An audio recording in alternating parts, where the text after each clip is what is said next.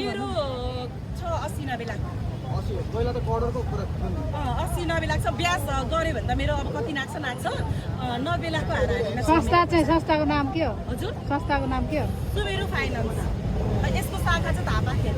मैले पैसा राखेको संस्था चाहिँ धापाखेल। अनि यसको संस्था 3टामा छ। एउटा भक्तपुरमा छ, एउटा पुलचोकमा छ, एउटा यहाँ छ। अनि कालीमाटीको चाहिँ हाम्रो माटोहरूमा पर्दैन। यो समस्त ग्रस्तमा लगिसकेको छ।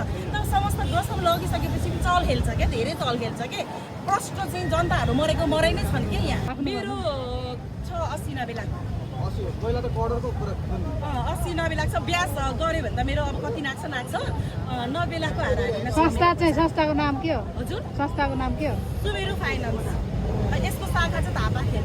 मैले पैसा राखेको संस्था चाहिँ धापाखेल। अनि यसको संस्था 3टामा छ। एउटा भक्तपुरमा छ, एउटा पुलचोकमा छ, एउटा यहाँ छ। अनि कालीमाटीको चाहिँ हाम्रो माटोहरूमा पर्दैन। यो समस्त ग्रस्तमा लगिसकेको छ। तर समस्त ग्रस्तमा लगिसकेपछि चल खेल्छ क्या, धेरै चल खेल्छ के।